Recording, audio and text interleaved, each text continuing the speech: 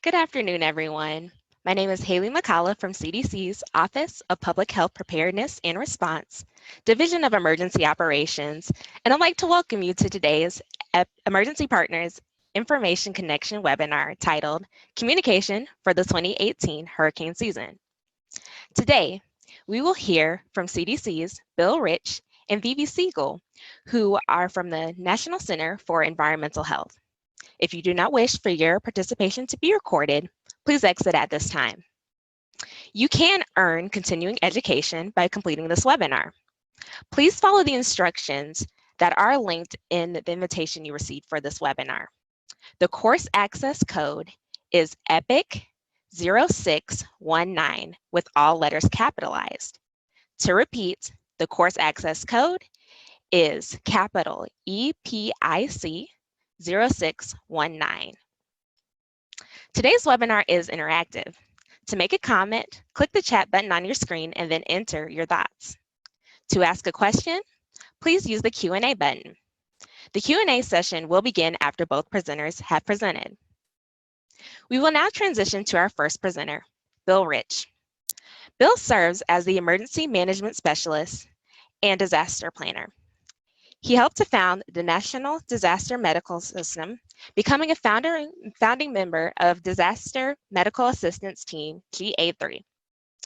While at CDC, Bill has taught first responder, mass casualty management, basic and advanced cardiac life support, disaster planning, and all hazards preparedness in 12 countries and numerous domestic areas.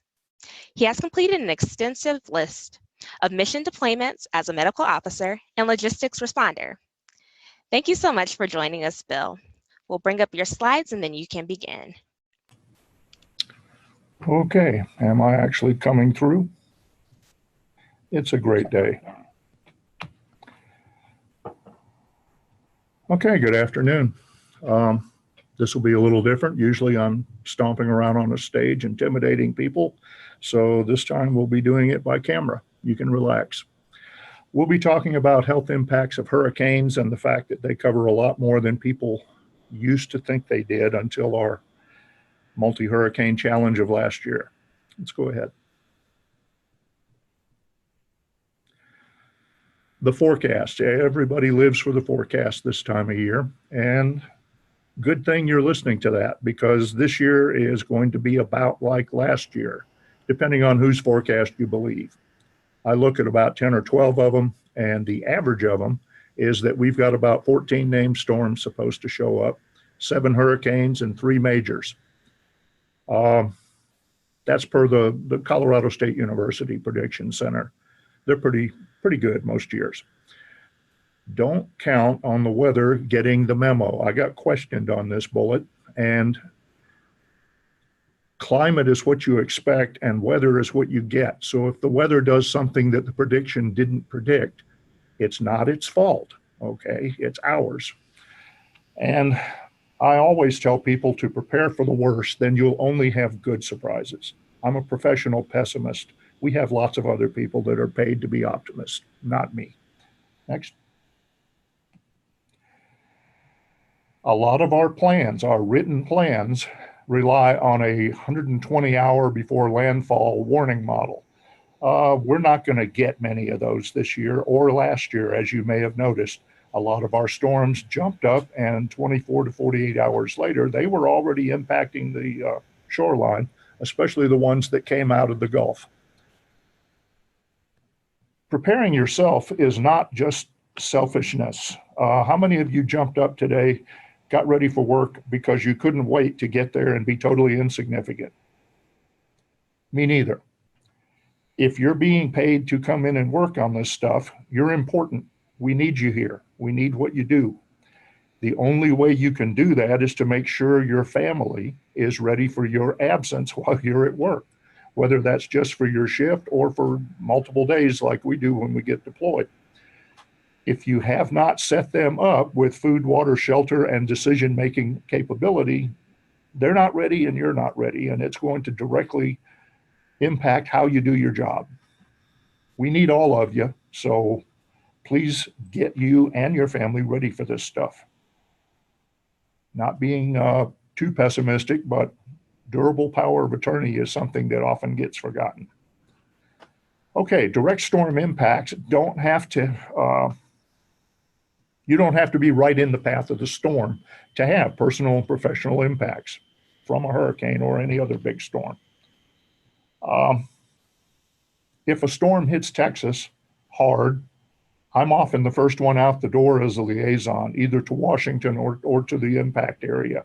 So I'm being professionally and personally impacted right away, even though I'm nowhere near the event. That happens to a lot of other folks in my audience today. And some of the worst damage, and this is something that's happening right this second, if I can point that out down in Texas, is not from hurricanes. It's from slow moving or stalled tropical storms or other large rain events. The rain is far more dangerous, in my opinion, than the hurricane wave and wind impacts that you see on TV all the time. And there's a lot of people in Texas right now that can raise their hands and go, yeah, you betcha, because their whole lives were impacted last year by the rain, much more than by the wind. Next, please.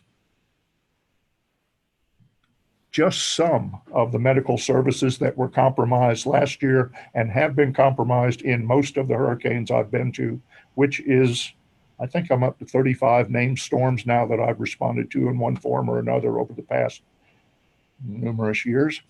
Dialysis clinics are a big thing for us and big thing for the federal Health and Human Services. We always track it. We always try to stay on top of it because they're vulnerable. They will have issues if power is impacted, if pure water is impacted, if travel and access from their patients are impacted. Same thing for oxygen service, the home IV therapy. If they can't get to your home, you've got an issue. Power loss at the service companies. Hospitals with fuel storage for generators. I don't know how many of you were in this line of work back when Texas had a lot of flooding in an area where they had built half a dozen hospitals and all of them had their generators in the basement and they all flooded out and they all were taken out of service in one day. That was tedious in the extreme. Hopefully we've moved beyond that. The other thing is that a lot of facilities have limited budgets, so they don't store as much fuel as you might think.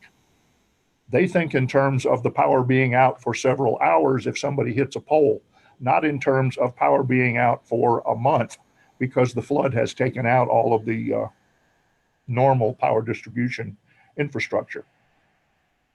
They have to be serviced. If the floodwaters don't let the trucks get through to service the fuel, Plan B comes charging up to the front. Limited communications backup at medical facilities. Usually a hospital relies on telephones, computer linkage, and if they have an emergency room, they'll have a radio link out to the ambulance. And that's about it. If you're involved in this line of work, you may wish to see what Plan D would be for your facility. And if you don't have one, now's the moment, not when the storm's beating on your windows. Loss of medical refrigeration. As soon as the refrigerators stop working from power loss, the clock is ticking. At a certain point and a certain temperature, all of that stuff is no longer medication, is it? It is no longer allowable to be used into a human body. And this can happen at home, at the pharmacy, at the hospital, at your clinics, anywhere that the medications are stored under controlled conditions. Once those conditions are not controlled, you've got a stopwatch going on. Know what it is for your particular medications at your facility and know what your limits are and have a Plan B and a Plan C. Plan A is the one that looks really good, but it'll never work. So don't worry too much about it. Make sure B and C are up to speed. And a lot of facilities, not just medical, if you lose security because of power failure and you lose lighting, they're going to close. How many CVSs stay open in the dark to hand out medications? Did you know that many motel chains and hotel chains have a policy that if the power drops, they have to get everybody out of the building? This is tedious when there's a storm outside your building.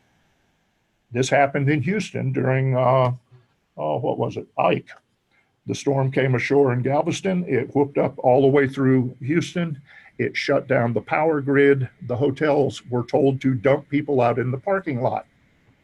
It took a rather firm intervention by our command group to get that stopped. Okay. This is a discussion slide. Not sure how we're going to handle this, but how have past hurricanes affected access to medical services for your clients? We've got a very big audience today. A lot of you folks have been impacted by this. Haley, how are we doing that? So people can put their responses in the chat. So we can give people a couple of seconds to do so right now. Boy, this is just a technical world these days.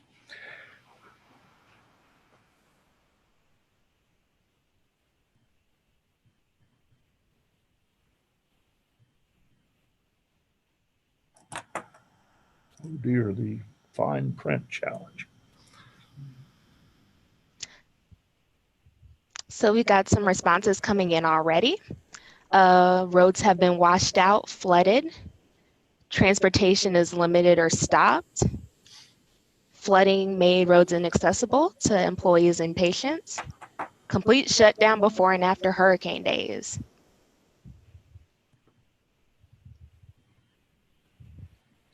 Just as a stimulus, how many people remember hurricane impacts to the infrastructure and the transportation here in Atlanta from hurricanes? It's not a new thing for us. It may be for you, depending on how many years you've been involved with this. Hurricane Opal hit here and tore things up pretty badly while I was deployed to St. Thomas for Hurricane Maryland. So back here, our families were getting whomped while we were in a hurricane area, and I lost communication with my family for 3 or 4 days, which is tedious when you're out in a disaster already. Do you have a plan for that?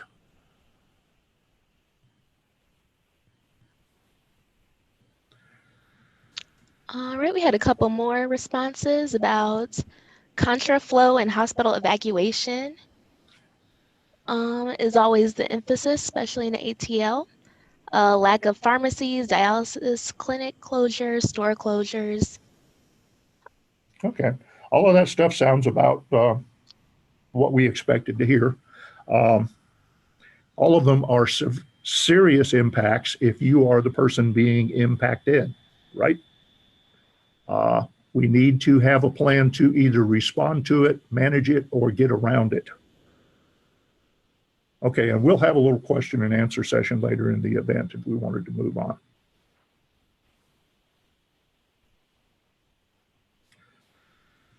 Let me see if I can get rid of a distractor. Okay, great. Direct impacts for the citizens. They're going to lose their power. They're going to lose their lights and their refrigeration and their access to news. And this is horrifying. One of the major requests we get when we move into a disaster zone, people want to find out what's happening, not just here, but elsewhere, like where their families are at or living, or where their kids are in camp or in college. And if nobody gives them accurate news, they'll make it up. Somebody will, and rumors will run wild inside the disaster zone, and that won't help anything. Outages may not immediately impact landlines because they are powered by a different system, but sooner or later, yeah, it's going to shut down landline phones. If any of you still have those. I do, but I'm a dinosaur. Loss of cell phone charging capability. The phone may be working and the cell tower may be up, but if you don't have electricity at where you are, how are you going to charge them? If your car is not underwater and you have a car charger, you can deal with it in that method. That's 2 ifs in 1 sentence. That's usually a danger sign. Loss of thermostability due to heating and air conditioning failure. If you are 5 or 6 pounds overweight, like I am typically, you don't deal with heat all that well. This is something you're going to have to deal with, especially if you have fragile people in your facility or in your home. If you have folks who cannot manage their own thermostability, you're going to have to manage it for them, and you're going to have a plan B and a plan C. Plan C may be move them from where they're standing because it's not tenable anymore. And you got to have two plans to get them out, right? Because a lot of people's plan A didn't work in Houston, didn't work in Texas, didn't work in a lot of places. Have another plan.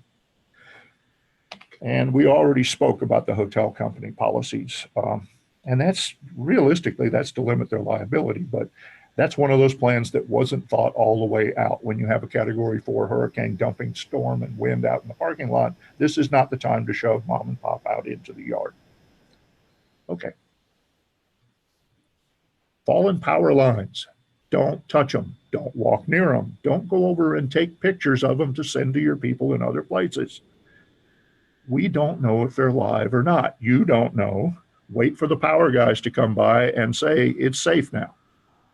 Watch out for lines that are overhead, but they're not as far overhead as they were yesterday. If they're only 10 feet off the ground and your truck or van is 10 feet, 6 inches tall, you're going to have an issue. Flooded homes. This was a big killer and frightening event and surprise to a lot of people that didn't think they were in a flood zone. Well, they weren't until we had a historic level storm. If you can find a dry way to do it, turn off the power. This is counterintuitive. You don't want to turn your own lights and air conditioning off, but if the home is flooding, it's got to happen. If you can't do it safely, don't try. Get out and let a professional do it. And never turn the power on or off or use an electric tool or appliance while standing in water. You would think that would be a stupid bullet for me to have to put in a presentation, but guess what, folks? Okay, that's like those warnings on the coffee cup that say, caution, contents are hot. You wouldn't think, but people have proven us wrong. So there it is. Water damage power tools, don't use them. You don't know if it's still wet inside. And if you're holding a wet power tool and hit the switch and electricity flows to it, it becomes fascinating for a few seconds. If it's still plugged in, turn the power off at the main breaker. Any of y'all ever seen the little spark that happens when you plug and unplug an electrical device? And wait for an electrician to check it before you use it. If you can't, wait a long time before you test it. Next. Electric shock is a terrible thing. It almost killed me as a child. I still carry scars from it. And that was a little one. Please describe the advice you're going to give your employees, your volunteers, your coworkers to avoid electrocution during post-hurricane response work. If they're going out to do anything there, they need to be safe. And what are you going to tell them to help them be safe? And I guess we'll give you some time to accomplish that.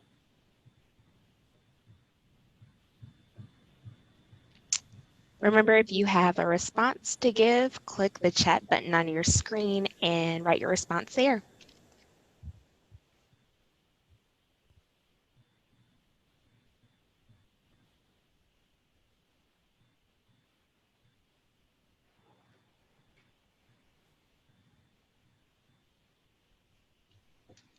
So one of our first responses is be aware of their surroundings and don't move things hastily. Use situational awareness.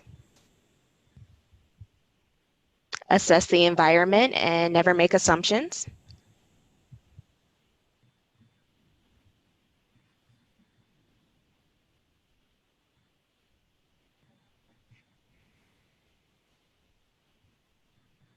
Look for the usual locations for down powered lines.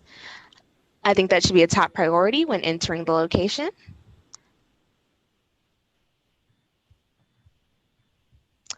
They'd also say that they would have them watch a live line demo from a local utility company. And listen to authorities to tell them that they're in the clear.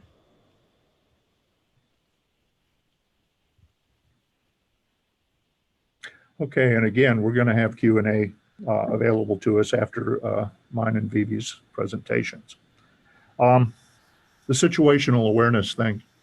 One of my favorite sayings to new team members is don't just do something, stand there when you first enter the zone. Don't rush in and start doing things until you have taken a very careful look around and made sure that the square foot you're standing on is a place you can stay alive. If it isn't, move. Okay? When I walked into the work zone at the World Trade Center, I looked around in total shock at the sheer amount of destruction I was standing in, the hazards that were not dealt with. It was horrifying. And I'd been doing this for years at that point. Don't let your new people charge off of the bus or the plane and immediately jump into work without checking for safety. And then check it all the time.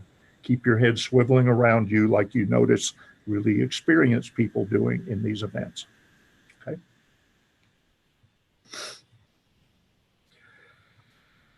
Food. I hear a lot of contradictory advice on food and water from really well-meaning people, and that's a shame. If it's spoiled, if it smells bad, don't eat it. I don't care how hungry you are.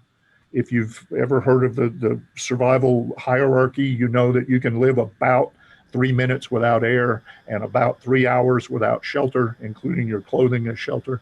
You can live about 3 days without water, and you can live about 3 weeks without food. It will not be comfortable or enjoyable, but you can do it. So don't make a sandwich your first priority. Look around and make sure you can breathe. Make sure you don't go hyper or hypothermic. Make sure that you have water to drink and then worry about food. Okay? If people get sick, they're going to take somebody else to take care of them. You have just reduced the number of responders. This is not good. And some of this advice may or may not have worked the last year. Stockpiling canned food. I know personally of some folks in the Houston area that stockpiled a lot of stuff in their basement, which was unfortunate because the water came halfway up the walls of their living room. Canned food is still food until the can is breached or damaged to the point that you can't swear that it's not been breached. A lot of people think the can is one solid piece of sealed metal, and it's not. We've got really good internet nowadays. Look up on the internet how you actually put a lid on a can with food in it, and you will be horrified to find out how that's done. And then you will never trust food that has been in bad water again. Water. You got to have it within 3 days or the chemicals in your body stop doing what they normally do and you die. Bottled water is good most days, although I have been sickened by bottled water made at places that were no longer as sanitary as they were before the storm. Boiling water is good, except for certain chemicals that do not boil out of the water.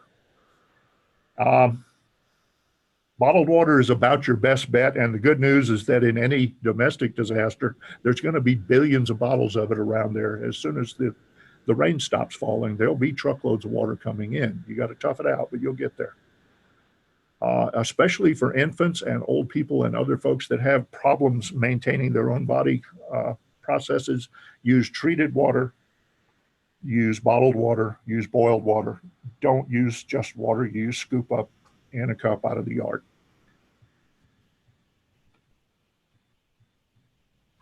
Carbon monoxide poisoning. We have to send out messaging on this every single event, and every single event, people that haven't heard the messaging yet die. If you use a generator, if you use a power compressor or so forth that uses a gasoline or natural gas or any other type of fuel engine, it's going to generate carbon monoxide. It is odorless. It is colorless. You can't see it, smell it, taste it, and it will kill you dead as a hammer. Don't use a generator in your garage. It looks good because it's out where the car is, so you think this is safe. Well, no.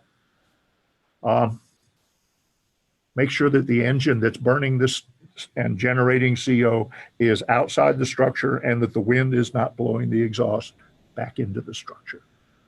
There's lots and lots of information on this around. Please look some of it up and then take a look at what your personal plans for you and your facility and your home are doing. I have 3 generators because I'm not a trusting person, but I have them set up to where they will not be the cause of us dying. Charcoal. Back in my distant past, which means in the Stone Age for most of you guys, a lot of folks use charcoal hibachis and so forth to cook on. And some folks bring in their charcoal grills into the house because it's raining outside the house, so they don't want to cook out there under the porch. That's unfortunate. It generates CO also. Have a CO detector. Okay, they're cheap. Walmart sells them every day. Don't run your car if you're out there plugging in your cell phone in the car to charge it up so you can call people. Don't run it in the garage attached to the house, even with the garage door open. This has taken out some otherwise really nice people in the past. Don't heat your house with a gas oven. It can be done, but it has been done unsuccessfully in the past, so I'm telling you, don't do it. Find another way. Put on a sweater. If you have a CO detector and it starts beeping, get out. I don't care if you have to stand out under an umbrella. That's okay. It's better than standing or starring in a funeral. Call 911, tell them your CO detector just started beeping. Guess what they'll tell you? Get out of the house. And other things. Oh, here's the biggest one. The number one way that people die in a hurricane strike is not from wind damage. It's not from the roof going away. It's from drowning. And the number one way they drown is they drove into the water. I've been saying this for 30 some years. And every time the people who apparently haven't heard me yet, there's got to be at least 10 or 12 of them, drive into the floodwaters where there was a road yesterday, but now there isn't because you can't see into the water where it washed away things, and they drown. I hate that. Animals and other pests. Dogs especially are incredibly territorial.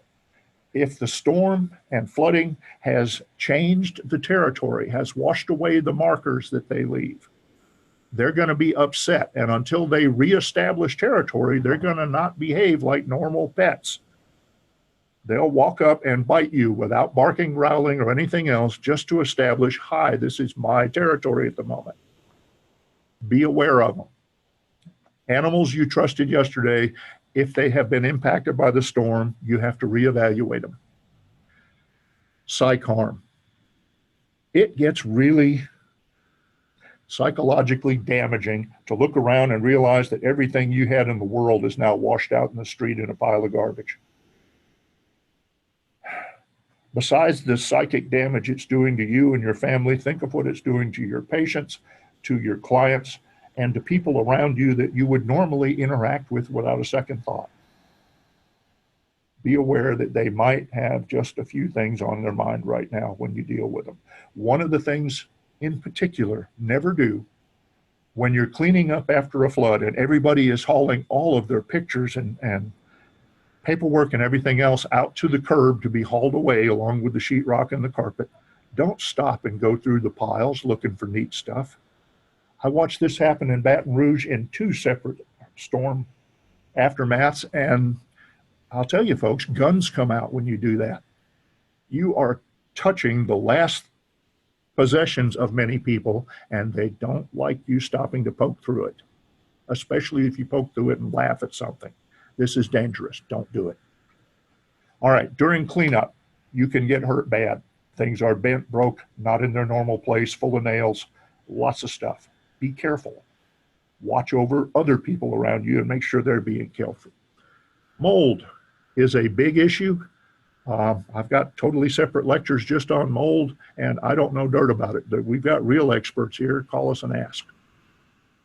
And there's tons and tons of information on the internet about it. Rest assured, if it is a warm area like all of the Gulf Coast and it's damp, which it will be after flooding and hurricanes, you're going to have mold, period. If you can get everything dried out within 24 hours, the chances of it being dangerous to you are greatly reduced. Folks, the water didn't even go down in 24 hours. You're surely not going to get the house dried out. Just assume that it's there and take proper precautions and do the proper cleanup. And I won't go into that in this presentation. Hyper and hypothermia. If you're wet and cold, you're going to lose heat and it's going to change how your body reacts to things and you could die. If you are being overheated and you don't have your normal cooling mechanisms, you can die. Neither of these are good things, and they can be planned around, but you got to give them deliberate thought, and you got to look at other people around you that work with you and that are in your family and in your household and see if they need extra planning, help, and preparation. And we're CDC. We've got information about everything, folks. We're the government. We're here to help. Here's some resources you can look up, and they will take you to people who are genuine experts, and they'll give you some information on it. And if you need more, my name is Bill Rich, R-I-C-H. My email is brich, B-R-I-C-H, @cdc.gov. Write to me. If I don't know it, which does happen, I'll send you to somebody or put somebody in touch with you that does know the answer, rather than lie to you or ignore you. If you just can't find it anywhere else, write to me.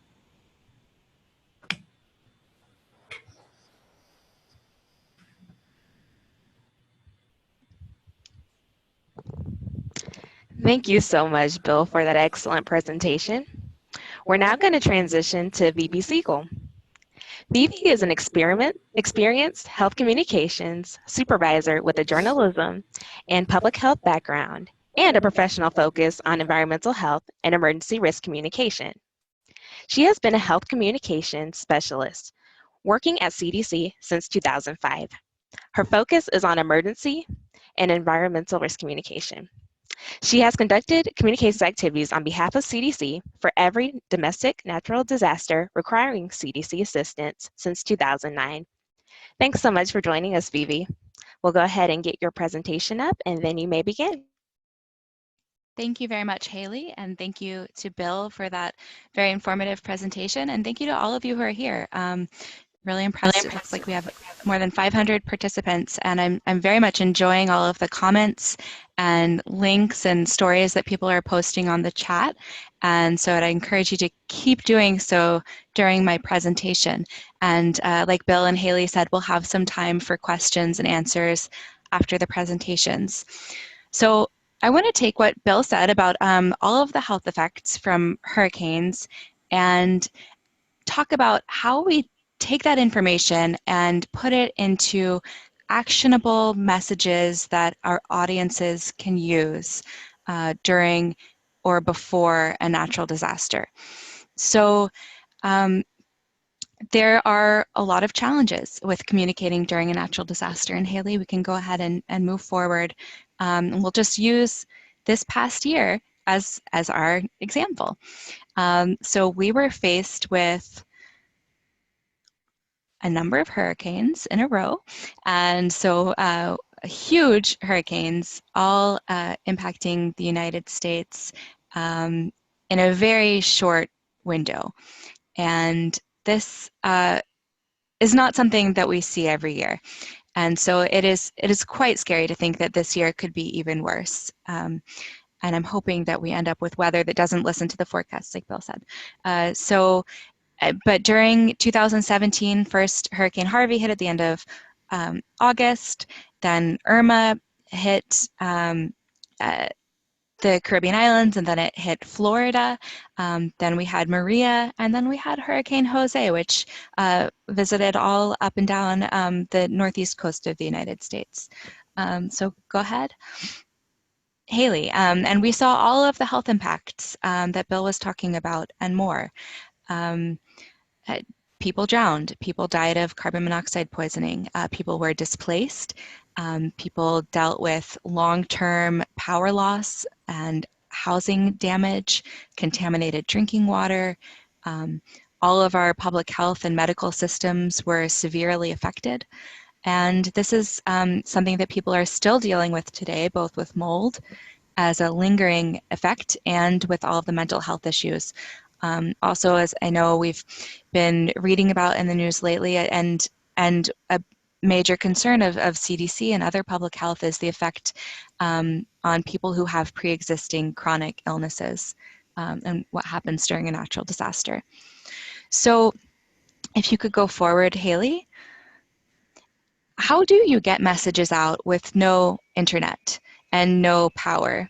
You know, for many of our messaging at CDC is done over Twitter and Facebook these days. We rely very heavily on social media.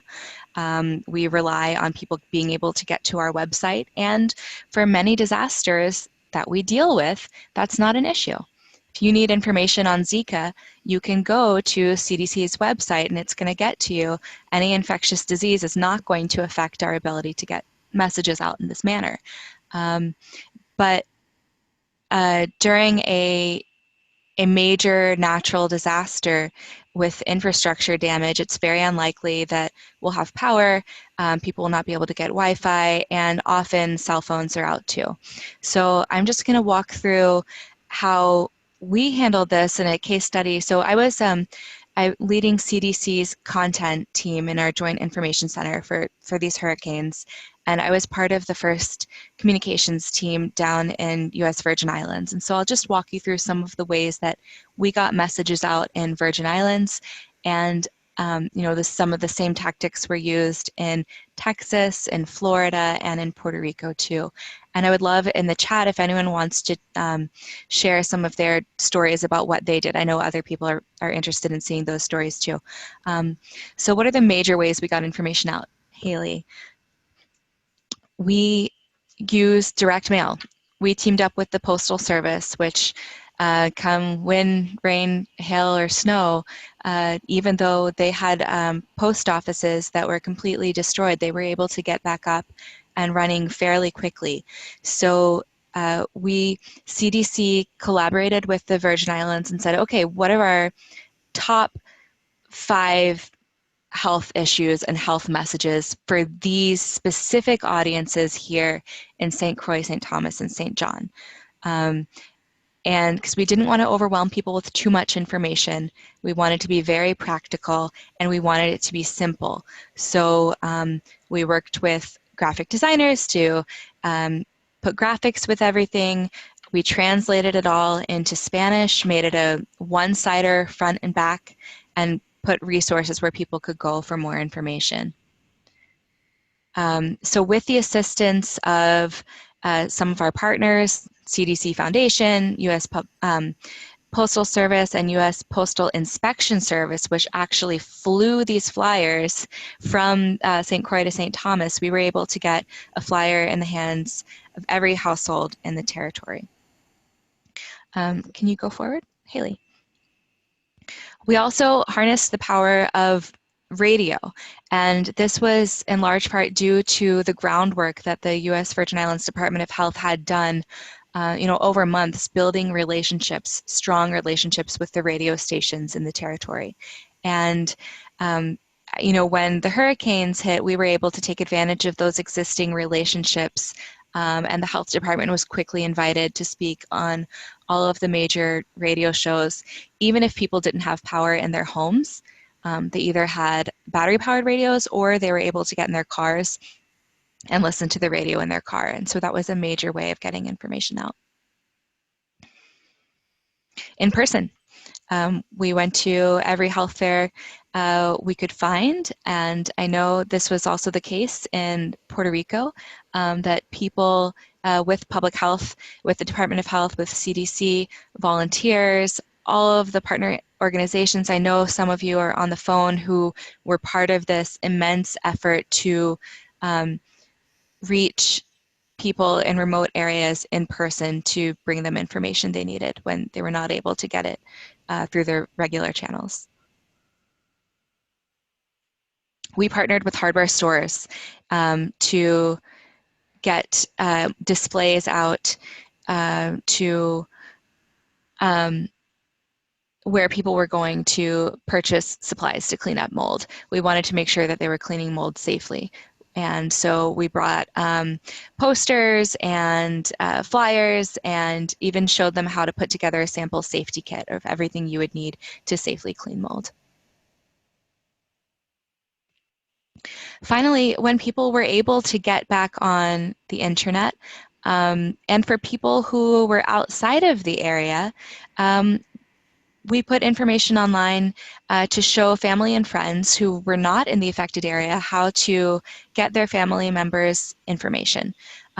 So here's an image you can share over your social media, send it a text message, send an email, make a phone call, and also realizing that family and friends are affected by stress too, not knowing what's going on with their family, helping family and friends outside of the affected area get mental health support when they needed it.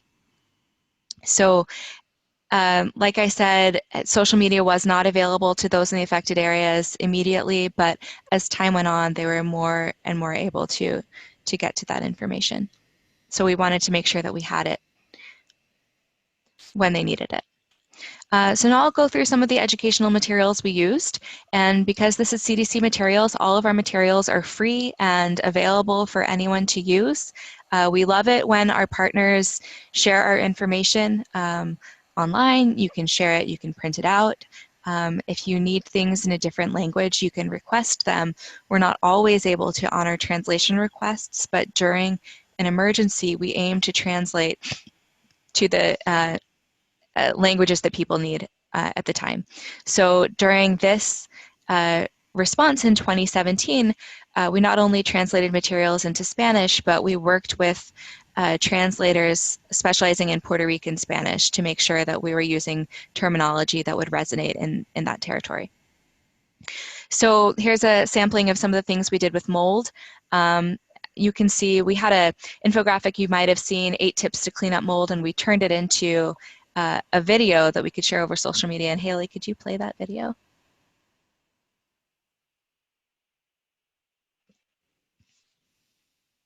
We do find that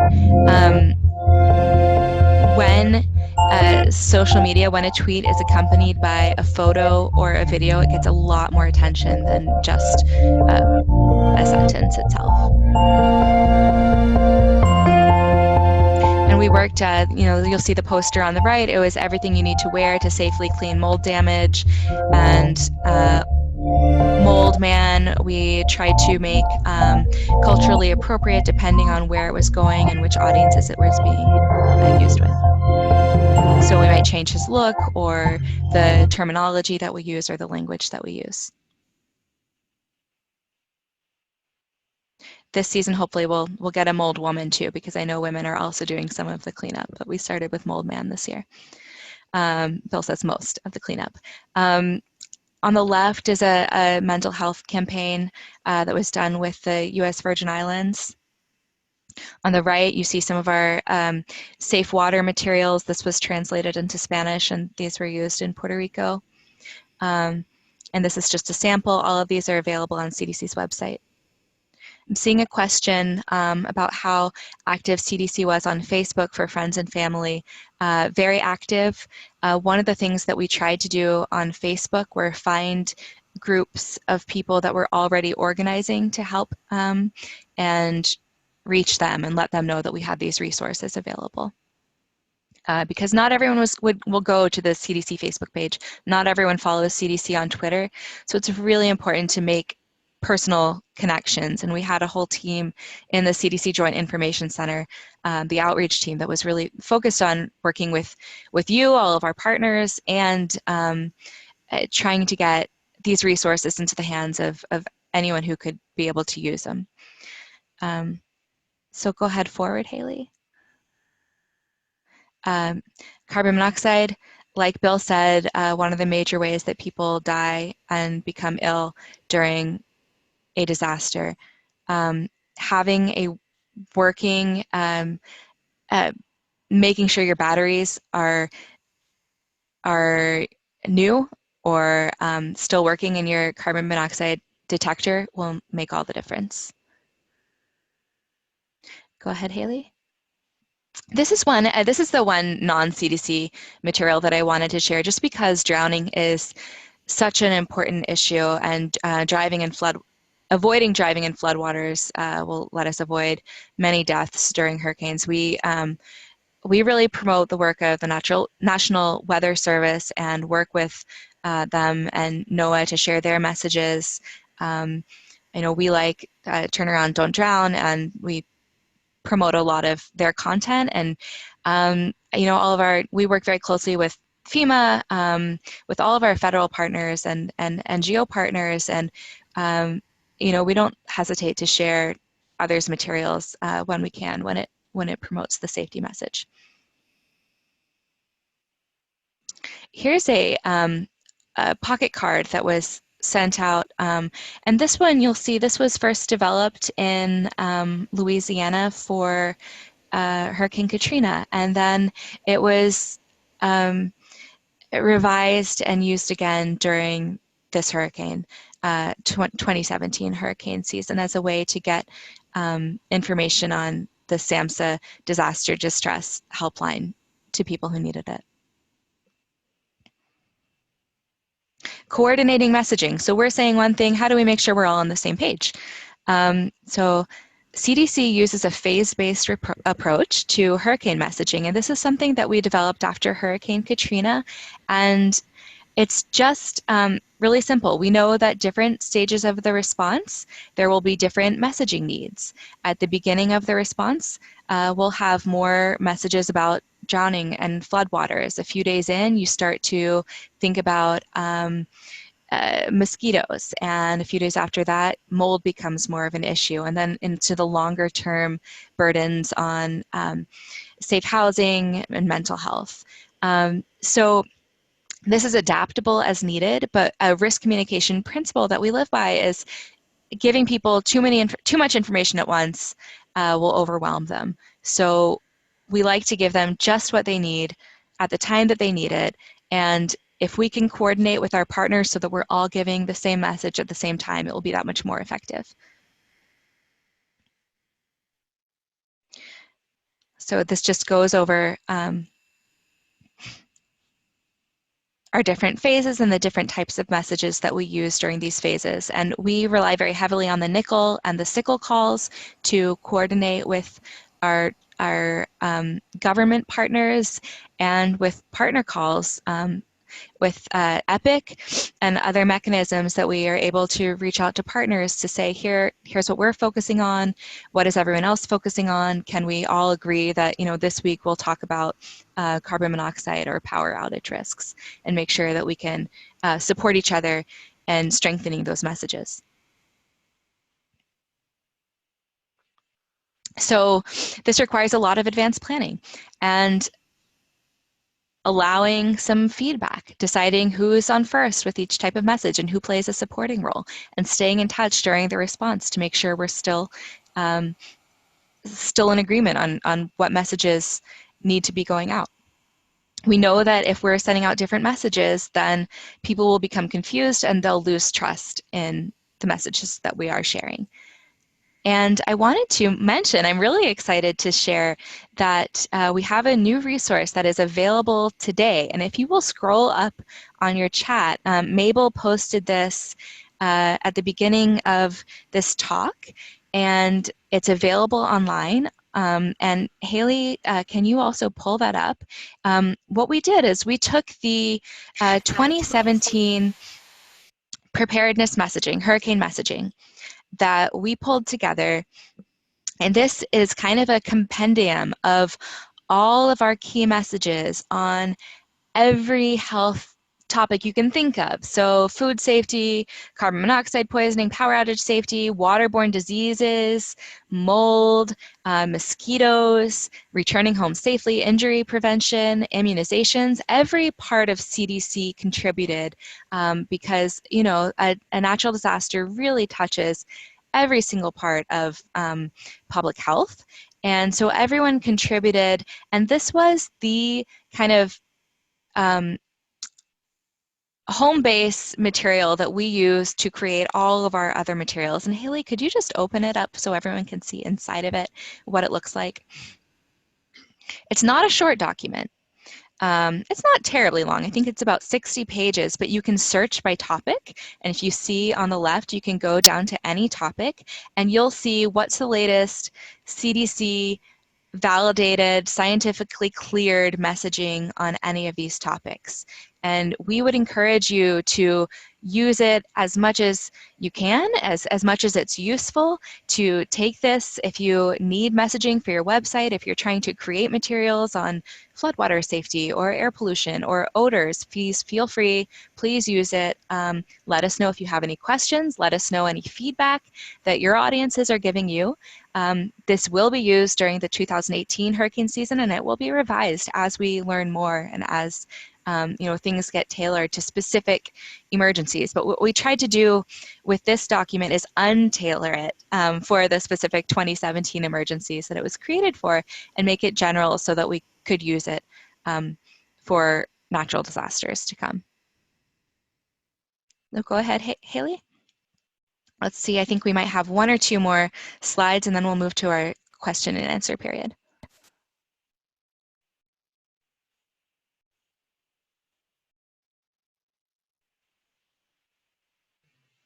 Okay. So, yeah, this is it. This is just a few more links, and we're going to work to get, since that just came out today, it's not yet up on our Hurricanes homepage, but that link will be up on our Hurricanes homepage. And for the time being, you can reach it on the link that was shared at the beginning of this. So I think now we're ready for any questions, so I'll turn it back over to Haley.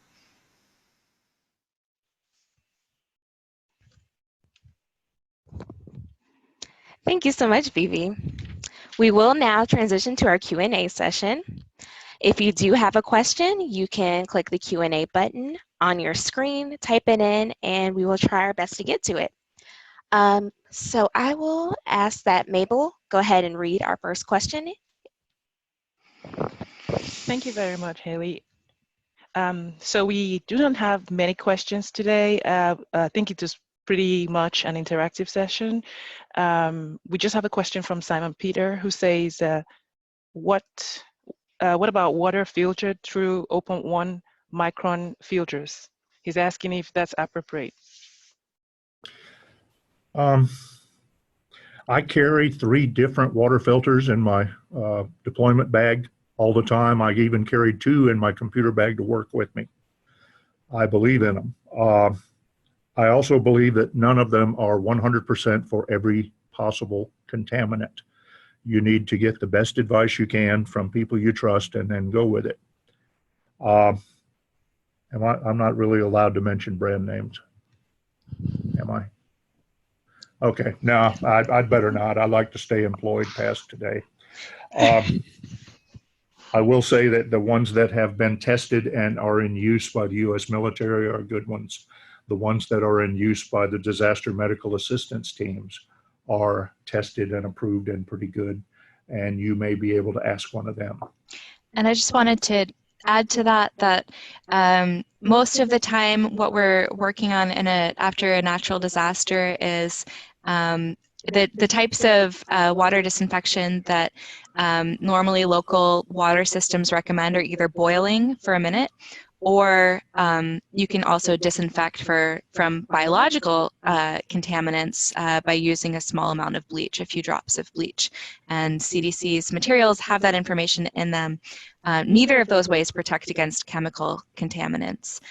So if we think that there's been heavy metals or chemical contaminants of water, usually they'll recommend that people use bottled water until that's resolved.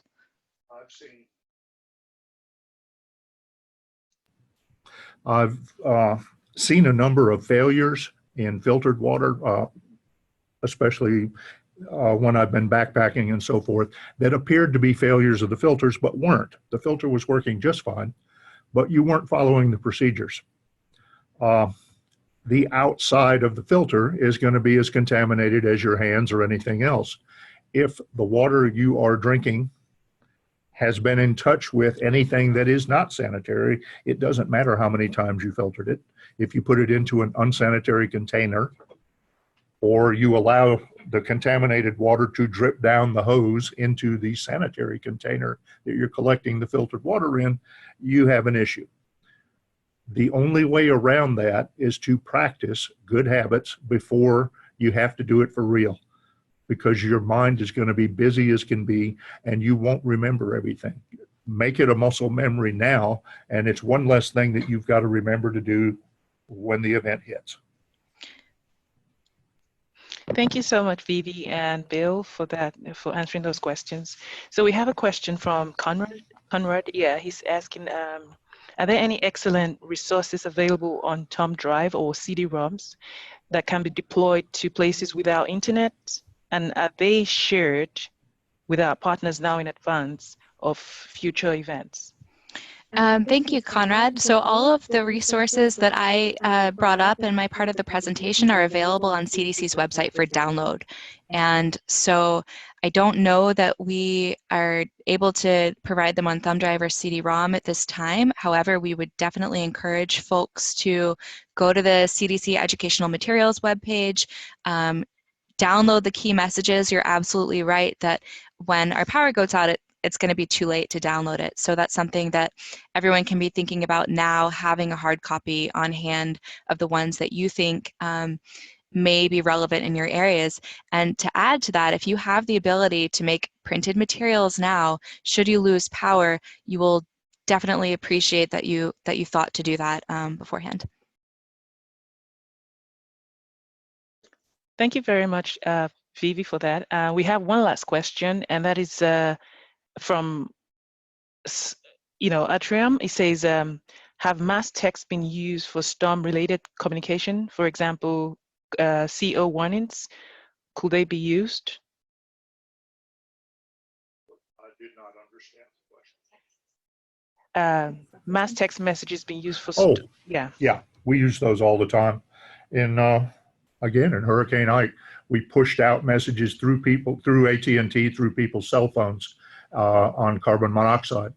One of my friends in Houston was rather startled to be getting a message on her phone from the Centers for Disease Control and called me up and asked about it. I said, yeah, it's for real. Mm-hmm. And this is something that FEMA has that capacity, and we work with them to get text messages out to do kind of reverse force text messages to people who are within a geographic location. Definitely a useful tool when people have working cell phones. And often text messages are able to go through even when voice calls are not.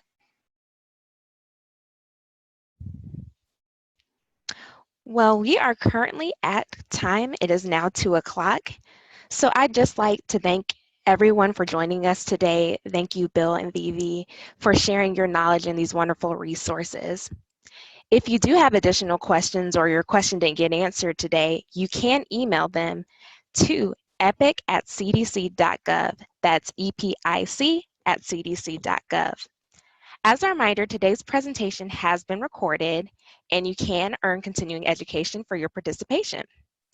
Just follow the instructions that were linked in your invitation that you received and use the course code EPIC0619 with all letters capitalized. Thank you so much, and please have a good day.